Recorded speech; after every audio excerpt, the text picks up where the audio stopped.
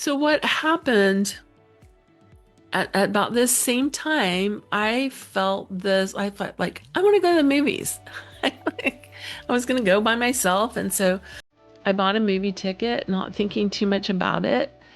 And I left the house. And as I was traveling to the theater, this was after I received this message from my daughter. As I was traveling to the theater, I looked up and there was this beautiful angel in the sky. It was just this beautiful, like I just felt so loved and so much compassion from my daughter in this experience, from her and for her and all of the things.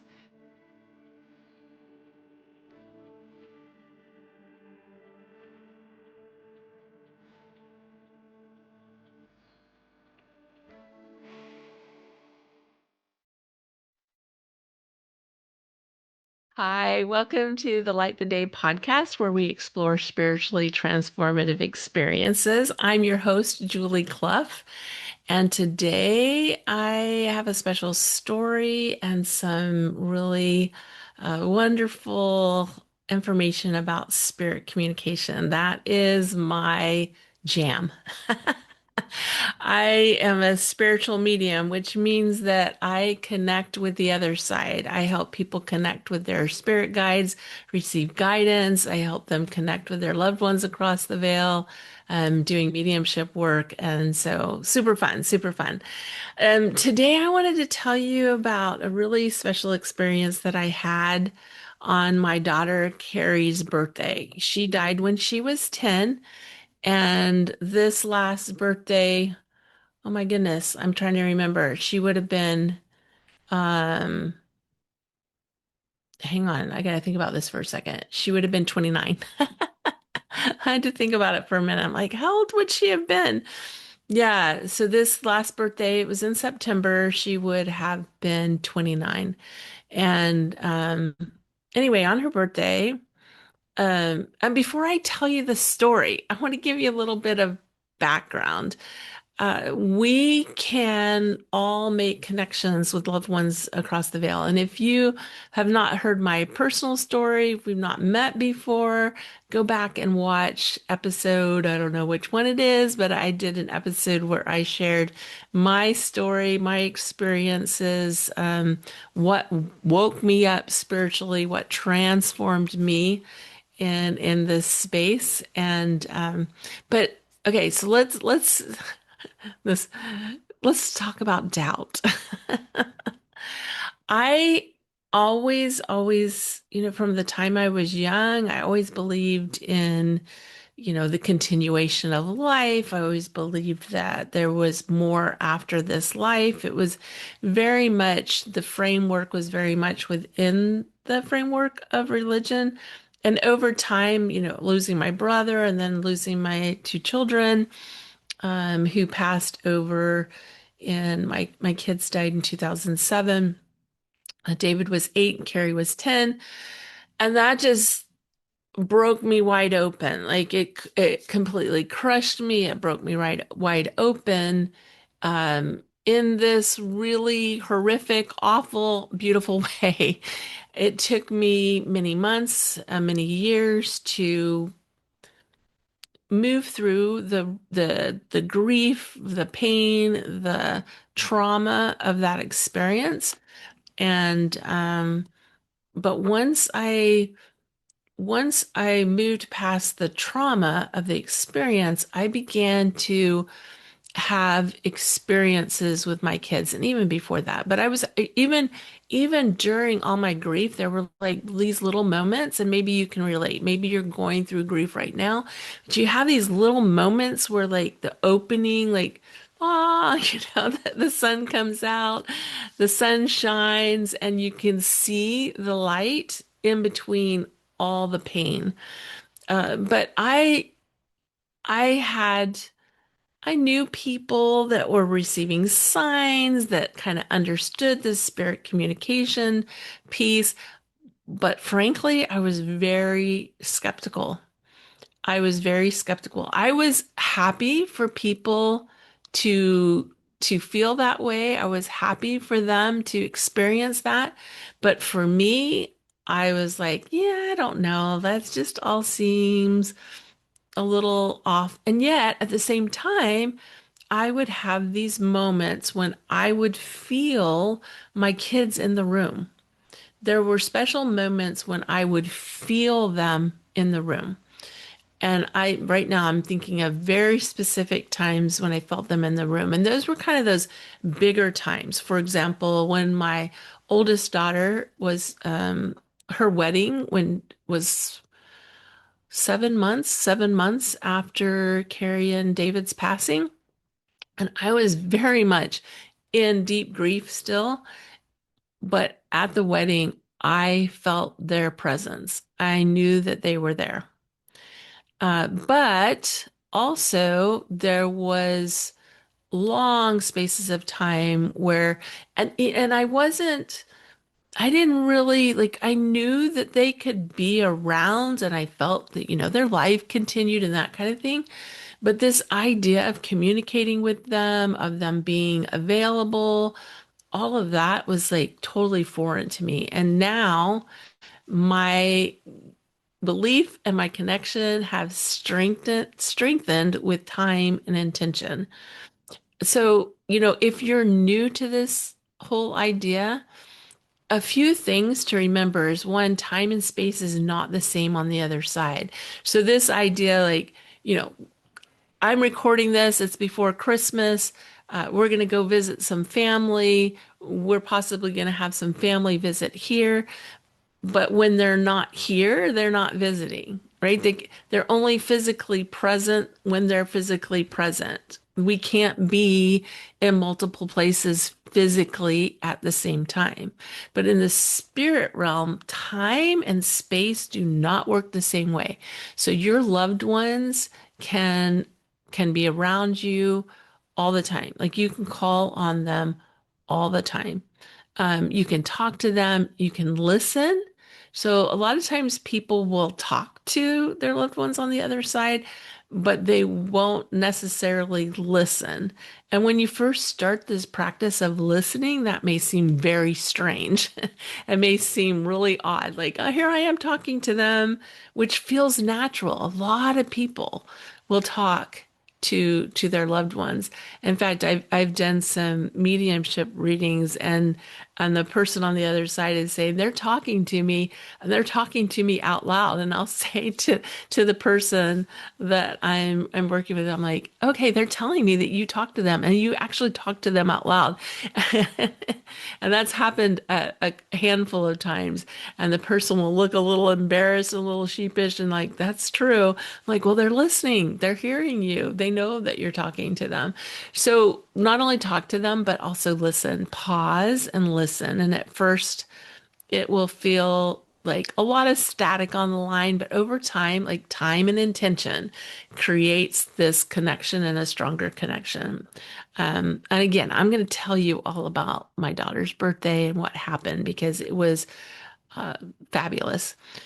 So thoughts will come in that aren't your own, and that's spirit speaking to you.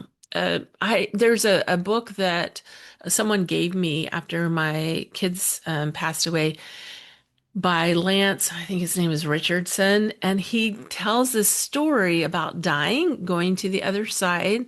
Like he saw family members in places where he wasn't. Like he visited his kids while they were in school and he could tell them where they were sitting and what was happening. He visited his wife while she was driving back and forth from this is why while he was in the spirit realm, while she was driving back and forth from the hospital to home and taking care of things. And he could tell her what she did and what she was doing. But one of the things that happened while he was on the other side was he met up with his grandfather who had previously passed away. And his grandfather said, "Come with me."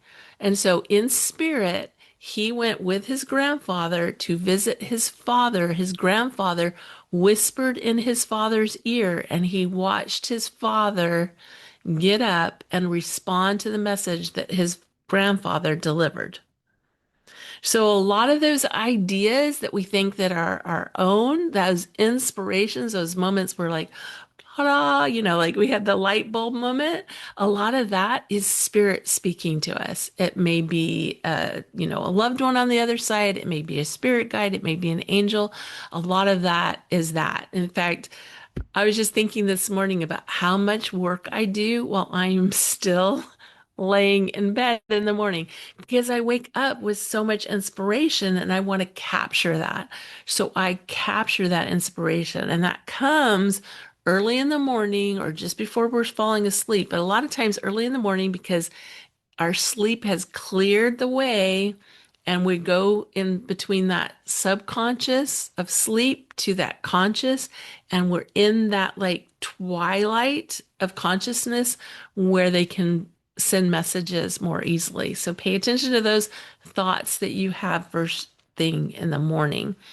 um so those thoughts that you think are your own, they may not be. This is one of the things that I started doing was writing letters to my brother who has passed, to my son, to my daughter. And then after I write a note to them, then I will let them write back to me. So, like from my kids, I'll say, Dear Mom, and then I'll just listen and write down anything that I'm sensing, feeling, hearing. I just start writing. And at first, those messages were really, really brief, and those messages became a little longer and a little more involved over time, which is one of the things I'm going to share with you. In fact, when I shared, when I was going back and I was looking at what I had recorded the day of my daughter's birthday, I asked her, I said, so I'm going to share this tomorrow on the podcast. Do you have anything to share with those people who are listening? And she said, yes, very enthusiastically. So I'm going to share that piece with you too. It all starts with a thought. It all starts with a thought to believe, and then that belief grows. And like I said, I had a lot of doubt. I had friends that were seeing signs and they were noticing things, and I was like, I didn't really resonate with that originally. And then my daughter Carrie, who's on the other side, started sending me 12s. 12, I saw 12s everywhere. And 12s are significant to me because I was born on the 12th of the month. And so I could no longer ignore it. She's like, I'm going to show you so many 12s that no longer make sense. And still to this day, I probably see four, five, six 12s every single day. They just really stand out, sometimes a lot more than that. So it starts with the thought to believe. You let the belief grow. You experiment. You talk to them. You listen. You write letters. You listen to what their reply is. Let that belief lead to knowing and feeling and experiencing them. Now, I'm going to share what happened on my daughter's birthday this year, and I am going to try really hard to keep my emotions um, under control because I can already feel them coming up because it was so profound to me. One of the things that can happen when we hear other people's experiences, especially if you are currently going through a grief experience where you've lost someone more recently, you haven't, you're still in the very pit of the grief cycle, the grief process, which is part of the healing process. So it is okay to be there. But sometimes when we hear these stories, they can feel frustrating. Why am I not receiving those messages? Why don't I get those prompts? Why isn't that happening for me? I still do this to this day. I hear people's stories and I went, I want that experience too. It's like spiritual envy. And it's okay. Like you just what I would encourage you to do, and this is what I do, is record anything that stands out to you. Record anything that feels like it may be communication. Just start recording those moments. And when you start recording those moments, you're going to start noticing them more and they start to communicate more because you are putting intention into that communication, and your attention and intention are really powerful. So let me get back to this story. So it was on my daughter's birthday. My husband was uh, on a trip. He was traveling that weekend, so he wasn't home. So I had the house to myself. The house was quiet. And I sat down to have a little communication with my daughter on her birthday, which I typically like to do. And it was the most profound experience. It reminds me a lot, and maybe this is why it's so emotional. And I don't know that I've shared this before, but it felt very much like what people describe when they describe a life review in a near-death experience. And that's what it felt like. But this was like a review of our relationship when she was here. Um, I'm gonna try to get through this. I swear I'm gonna do it. I'm gonna do it. I'm gonna call on my angels. I'm gonna call on Carrie. I'm gonna call on everyone to like give me the energy and the power to move through this without getting too emotional about it. But it really felt like this very profound life review with my daughter, Carrie. She brought me back into those memories. She brought me back. Like we visited together our home where she grew up. Um, we visited that space together. She showed me, she reminded me of things that I had long forgotten.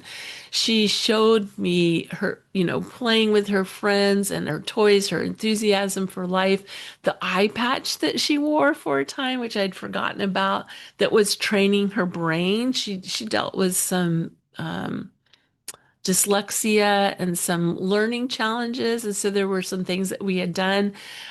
She showed me her.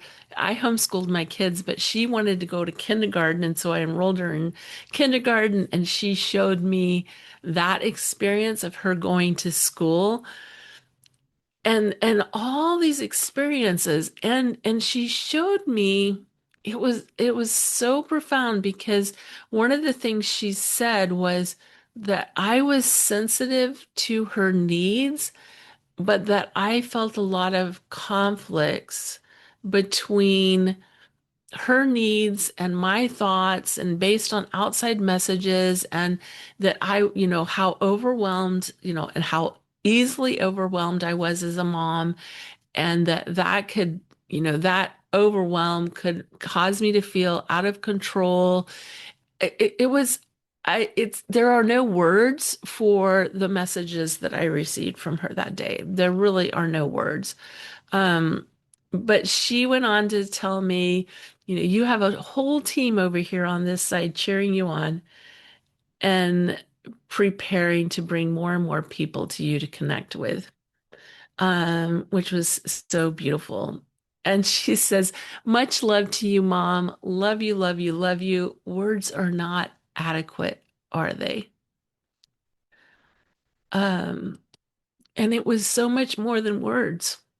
I heard the words, I felt the feelings, I saw the visuals. I was like in the experience. It was so profound.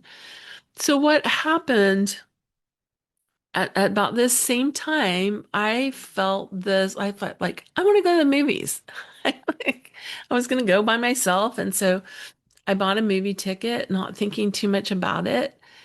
And I left the house. And as I was traveling to the theater, this was after I received this message from my daughter. As I was traveling to the theater, I looked up and there was this angel cloud. I'm going to share my screen so I can show this to you because it was really, um, really unbelievable. Really unbelievable what I saw. So this is the picture of what I saw. This was the angel The angel wings, and the sun was just perfectly in there. Let me show you a different picture. It's so hard. I was driving and I'm trying to snap a picture of this because I could not believe it. I literally could not believe what I was seeing. Let me see if I can get this other picture up here. Okay, here we go. So again, these big angel wings and the sun in the middle. And in real life, you know how it is when in real life you see something and then you try to snap a picture, especially while you're driving, which I don't recommend and I don't ever do, but I did that day because I needed a picture of this. Um, I looked up and there was this beautiful angel in the sky. That was on the way to the theater. I don't even remember what movie I saw, but I walked into the theater.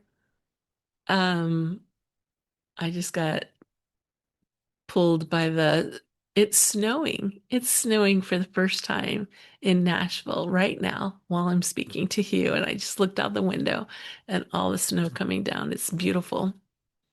Um, yeah, so it was just this beautiful, like I just felt so loved and so much compassion from my daughter in this experience from her and for her and all of the things. And then I get to the theater and I'm sitting in my seat waiting for the movie to start. And all of a sudden I realize I'm in theater 12. Do you remember how I told you how my daughter sends me all these 12s? And I thought, what are the chances? What are the chances in this theater of 24, this theater of 24 separate theaters within it that I'm in theater 12 watching a movie. So, yeah, it was an absolutely beautiful experience. Uh, so then, like I said, I was sharing, communicating with my daughter yesterday, and I said, I'm going to share my experience with you on your birthday. It was so beautiful and so comforting. And I asked her, I said, are there other messages that you would like for me to share? So I'm going to share what she said. She said, oh, yes. Let them know that we are always there, always, that we wait eagerly to make the connection. We are always reaching out with love and compassion. There is no anger, there is no judgment from this side, only love and compassion. There is great beauty in the spirit realm. And when you tap into our energy and our love and our compassion, you grow the beauty on your plane of existence. That is heaven on earth. That is what is meant by heaven on earth. That you see these glimpses and you carry these visions within your world, letting you see this world with vivid color and enlightened eyes. This is the path to joy and growth and connecting to your divine light. It is the hope of all of us on this side of the veil that each person will seek this connection, for we love you and we want to help. We want to smooth out the rough edges. We want you to connect to the divine within you. And when you connect with us, you bring that divinity within your awareness. We awaken you to the reality of the spirit realm and the reality of your own divine light. For you are love and light. That is all. Wow. What a beautiful, beautiful message from my angel daughter, Carrie.